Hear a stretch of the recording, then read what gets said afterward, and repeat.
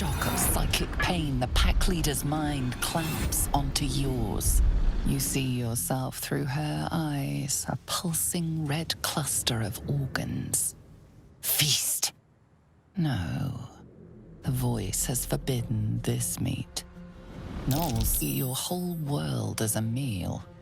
This voice is acting as a leash, but it won't hold them for long. As the symbol glows, power courses through you. Authority.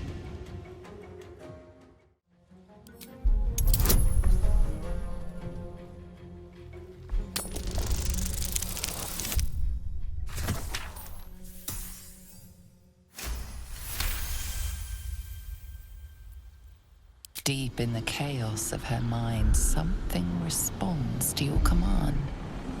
A tadpole. It is the source of the voice. She will obey it. She will obey you. A shiver runs across your mind. You feel sated.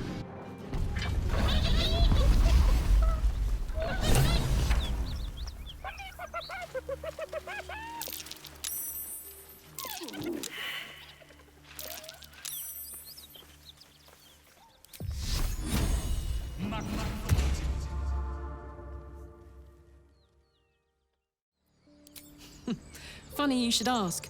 I was just thinking about what would have become of us without that nautiloid. I mean, I know where I'd be. Trapped in Avernus still, with the Blade of Frontiers on my tail. But what about you?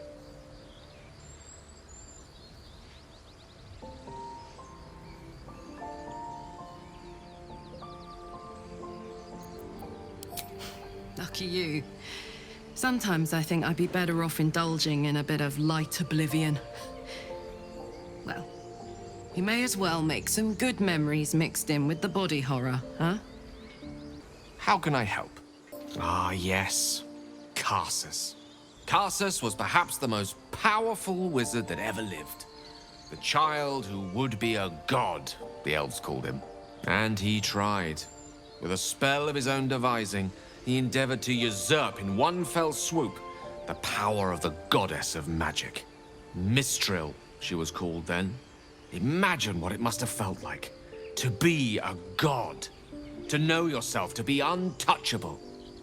To be mistaken. As Karsus aimed his spell at her, she began to unravel. And with her, the entire weave. Too late did he realize what he had unleashed. It would have been the end of everything had not Mistral sacrificed herself. The goddess of magic is all magic. By dying, the entire weave was lost, and the spell that challenged a god failed. It was the end of Mistral, the end of Karsus, and the end of an entire civilization. As the child who would be a god was turned to stone, his empire came crashing down around him.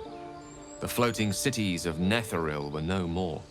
An event that came to be known as Karsus's folly.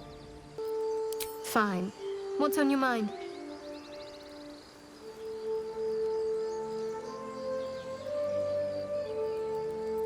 I suppose some would commend our actions. Goblins would have razed that whole place to nothing if it weren't for us. No excuse to rest on our laurels, though. We've still got our own problems to contend with. Quite splendidly, to give credit where it's due.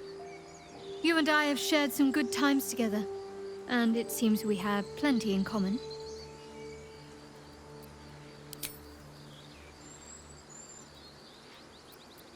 Very serious of you, but go ahead.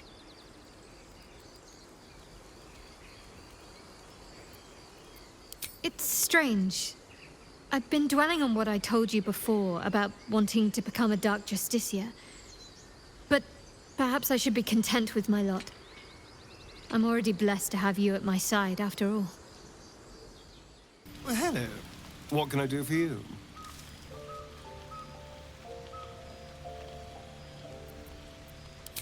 Excuse me? Not every monster hunter we stumble across is trying to kill me. Then again, we're not exactly keeping a low profile out here. Fine, I'll bite. What did he look like?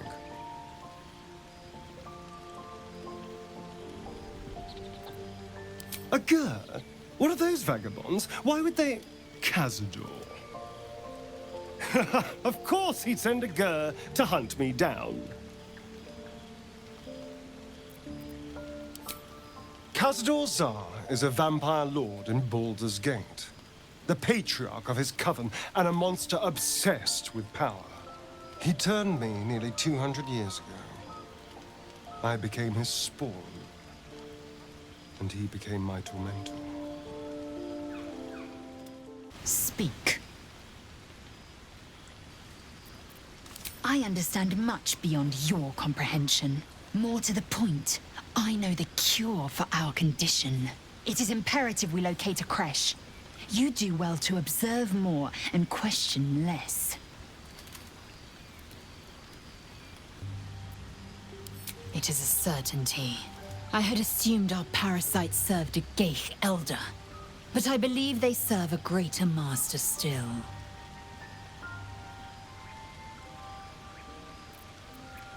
A question that burns in my belly day and night. Elders and collectives abide by their own tenets. It would require a powerful creed to unite them. And now this voice, this creed, finds our own ears. If it reaches this plane, it may reach others. Scratch's tail wags enthusiastically.